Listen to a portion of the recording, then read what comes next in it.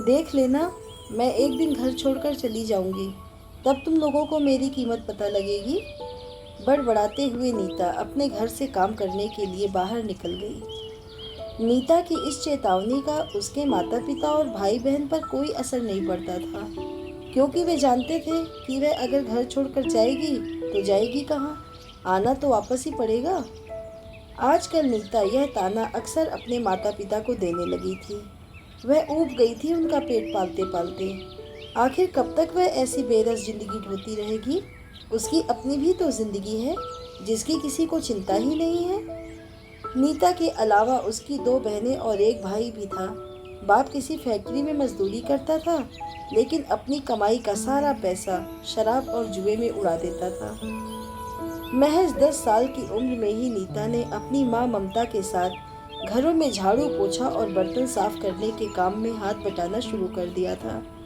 वह बहुत जल्दी खाना बनाना भी सीख गई थी, क्योंकि उसने देखा था कि इस पेशे में अच्छे पैसे मिलते हैं, और उसने घरों में खाना बनाने का काम शुरू कर दिया। धीरे धीरे नीता ब्यूटिशियन का कोर्स किए बिना ही फेशियल मेकअप वगैरह सीखकर थोड़ी और आमदनी भी करने लगी। बचपन से ही नीता बहुत जुझारू थी। ममता पढ़ी लिखी नहीं थी, लेकिन वह अपने बच्चों को पढ़ाना चाहती थी, इसलिए वह भी जी तोड़ मेहनत करके पैसा कमाती थी, जिससे कि उसके बच्चे पढ़ सके। ममता स्वभाव से बहुत सरल और अपने काम के प्रति समर्पित थी, इसलिए कॉलोनी में जिसके घर भी वह काम करती थी, वे उसे बहुत पसंद करते थे और जब भी उसे जरूरत पड़ती उसकी पैसे और सामान देकर मदद करते थे। समय बीतता गया। नीता ने प्राइवेट से इम्तिहान देकर बीए की डिग्री हासिल कर ली। हैदराबाद में रहने से वहाँ के माहौल के चलते उसकी अंग्रेजी भी बहुत अच्छी हो गई थी। लोग नीता की तारीफ करते नहीं थकते थे कि पढ़ाई के साथ वह घर का खर्चा भी चलाने में अपनी माँ के काम को कमतर समझकर उसकी मदद करने में कभी कोताही नहीं बरतती थी। इसके उलट नीता की दोनों बहनों ने रेगुलर रहकर पढ़ाई की, लेकिन कभी अपनी माँ के काम में हाथ नहीं बटाया, क्योंकि पढ़ाई के चलते अहंकारवश उनको उसका काम छोटा लगता था, बल्कि वे तो अपने घर का काम भी नहीं करना चाहती थीं। दिन भर पढ़ना या टेलीविज़न देखना ही उनकी दिनचर्या थी। नीता उनको कुछ कहती तो वे उसे उल्टा जवाब देकर उसका मुंह बंद कर देती। ममता भी उनका पक्ष लेते हुए कहती कि अभी वे छोटी हैं, उनके खेलने कूदने के दिन हैं। नीता के भाई राजू ने इंटर के बाद पढ़ाई छोड़ दी। उसका कभी पढ़ाई में मन ही लगा ही नहीं, लेकिन सपने उसके काफ़ी बड़े थे। दोस्तों के साथ मोटरसाइकिल पर घूमना और देर रात भर लौटकर अपनी बहनों पर रौब गांठना उसकी दिनचर्या में शामिल हो गया था। ममता अपने लाडले इकलौते बेटे की हर जिद के सामने हार जाती थी, क्योंकि वह घर छोड़कर चला जाऊंगा की धमकी देकर अपनी हर बात मनवाना चाहता था। एक बार राजू मोटरसाइकिल खरीदने की जिद पर अड़ गया, तो ममता ने लोगों से उधार लेकर उसकी इच्छा पूरी की। किसी ऊंची पोस्ट पर काम करने वाले आदमी, जिनके यहाँ दोनों माँ बेटी काम करती थी, उनसे कहकर दूसरे शहर में राजू की नौकरी लगवाई कि अपने दोस्तों से दूर रहेगा तो उसका काम में मन लगेगा। उसके लिए पैसों की जरूरत पड़ी तो ममता ने अपने कान के सोने के बुंदे गिरवी रखकर उसकी भरपाई की। एक दिन अचानक राजू अच्छी खासी नौकरी छोड़कर गायब हो गया। पूरा परिवार उसकी इस हरकत से बहुत परेशान हुआ। कुछ महीने बाद पता चला कि राजू तो एक लड़की से शादी करके उसके साथ इसी शहर में रह रहा है। वह लड़की किसी ब्यूटी पार्लर में काम करती थी। ममता और नीता को यह जानकर बड़ी हैरानी हुई कि उन लोगों ने उसका भविष्य बनाने के लिए क्या कुछ नहीं किया, और उसने लड़की के चक्कर में अपने करियर की भी परवाह नहीं की। राजू के इसी शहर में रहने के चलते आए दिन उसकी खबर इन लोगों को मिलती रहती थी। ममता और किसी तरह कोशिश करके उसकी नौकरी लगवाती, वह फिर नौकरी छोड़कर घर बैठ जाता। जरूरत पड़ने पर वह जब तक पैसे की मांग करता, तो अपने बेटे के प्यार में सब कुछ भूलकर वह उसकी मांग पूरी करती। अब नीता को अपनी माँ ममता की राजू के प्रति हमदर्दी अखरने लगी। उसका मन बगावत करने लगा कि बचपन से उसने दोनों बहनों और भाई की जिंदगी बनाने के लिए क्या कुछ नहीं किया, लेकिन ममता को उसे छोड़कर सभी की बहुत चिंता रहती है। यहाँ तक कि जब नीता अपने पिता को कुछ कहती तो ममता उसे डांटती कि वे उसके पिता हैं, उसको उनके बारे में ऐसा नहीं बोलना चाहिए। नीता को अपनी माँ ममता से बहुत हमदर्दी रहती थी, लेकिन जवान होते होते उसे समझ आने लगा था कि वह अपनी हालत के लिए खुद भी जिम्मेदार है। सुबह की निकली नीता जब रात को 8 बजे घर पहुंचती तो देखती कि दोनों बहनें टेलीविजन देख रही हैं, माँ खाना बना रही है, मांजने के लिए बर्तनों का ढेर लगा हुआ है।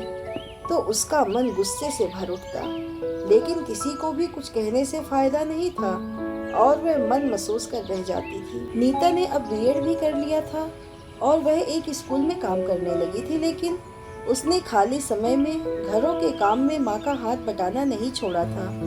स्कूल से जो तनख्वाह मिलती थी वह तो पूरी अपनी माँ को दे देती थी, लेकिन घरों से उसे जो आमदनी होती थी वह अपने पास रख लेती थी। देखते ही देखते नीता 26 साल की हो गई थी, लेकिन उसकी शादी की किसी को चिंता ही नहीं थी।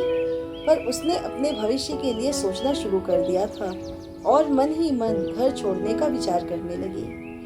ऐसा करके वह उन सबको सबक सिखाना चाहती थी। नीता ने अब बात बात पर कहना शुरू कर दिया था कि वह घर छोड़कर चली जाएगी, लेकिन वे लोग उसकी इस बात को कभी गंभीरता से नहीं लेते थे, क्योंकि उन्हें उम्मीद ही नहीं थी कि वह कभी ऐसा कदम भी उठा सकती है। पर बात यह नहीं थी। नीता ने मन ही मन स्कूल में बने स्टाफ क्वार्टर में रहने की योजना बनाई और एक दिन वाकई अपने घर छोड़ने की खबर कागज पर लिखकर चुपचाप चली गई। जैसे ही घर वालों को उसके जाने की खबर मिली, सभी सकते में आ गए। सबसे ज्यादा माँ ममता को झटका लगा, क्योंकि नीता की कमाई के बिना घर चलाना मुश्किल था। माँ के हाथ पैर फूल गए थे। 1 हफ्ता बीत गया, लेकिन नीता घर नहीं आई। उसको कई बार फोन भी किया, लेकिन नीता ने फोन नहीं उठाया। हार कर ममता अपनी बीच वाली बेटी के साथ उसके स्कूल पहुंच गई। ममता के कहने पर गार्ड नीता को बुलाने गया। थोड़ी देर में नीता आ गई। उसको देखकर वे दोनों रोते हुए उससे निपटने के लिए दौड़ी, लेकिन नीता ने हाथ से उन्हें रोक लिया। इससे पहले कि ममता कुछ कहती, नीता बोली, मुझे पता है तुम्हें मेरे नहीं, मेरे बल्कि पैसों की जरूरत है। मैं उस घर में तभी कदम रखूंगी जब वहाँ मेरे पैसे की नहीं, मेरी कद्र होगी। तुम सभी के मेरे जैसे 2 हाथ हैं, इसलिए मेरी तरह तुम सभी मेहनत करके अपने खर्चे चला सकते हो। तभी तुम्हें पता चलेगा कि पैसा कितनी मेहनत से कमाया जाता है। अब मुझसे किसी तरह की उम्मीद मत रखना। अब मैं सिर्फ अपने लिए जीऊंगी। मुझसे कभी दोबारा मिलने की कोशिश भी नहीं करना। और इतना कहकर वह वहाँ से तुरंत लौट गई। अपनी बेटी की 2 टूक बात सुनकर माँ ममता हैरान रह गई। वह इसके इस रूप की कल्पना भी नहीं कर सकती थी। उसे याद आया जब डॉक्टर ने ममता के लिए ब्रेस्ट कैंसर होने का शक जाहिर किया था। तब नीता छिप छिप कर कितना रोती थी। उसके साथ डॉक्टरों के चक्कर भी लगाने जाती थी और जब शक बेवजह का निकला तो खुशी के आंसू उसकी आंखों से बह निकले थे। और आज वह इतनी कठोर कैसे हो गई। ममता वहीं थोड़ी देर के लिए सिर पकड़कर बैठ गई। ममता ने अपने सभी बच्चों को बचपन से ही मेहनत करना सिखाया होता और पैसे की अहमियत बताई होती, तो नीता को न अपना घर छोड़ना पड़ता और न ममता के ऊपर मुसीबतों का पहाड़ टूटता। अपने पति और बेटे के प्रति अंधे प्यार ने उन्हें निकम्मा और नकारा बना दिया था, जिसके चलते उन्होंने कभी जिम्मेदारी निभाने की कोशिश ही नहीं की। उनको मुफ्त के पैसे लेने की आदत पड़ गई थी। वे दोनों इस परिवार पर बोझ बन गए थे। माँ ममता को नीता के जाने से अपनी गलती का एहसास हुआ, लेकिन अब पछताए होत क्या जब चिड़िया चुग गई खेत। ममता को अब नए सिरे से घर का खर्च चलाना था। उसने कुछ घरों से उधार लिया, यह कहकर कि हर महीने उसकी पगार से काट ले। पहले ही खर्चा चलाना मुश्किल था, उस पर उधार चुकाना उसके लिए किसी बोझ से कम नहीं था। पति और बेटे से तो उम्मीद लगाना ही बेकार था, लेकिन बीच वाली बेटी ने किसी दुकान में नौकरी कर ली और छोटी बेटी ने अपनी पढ़ाई के साथ साथ माँ के साथ घरों के काम में हाथ बटाना शुरू कर दिया। लेकिन उनको अपने खर्चों में भारी कटौती करनी पड़ी। इस वजह से वे दोनों बहनें चिड़चिड़ी सी रहने लगी थी।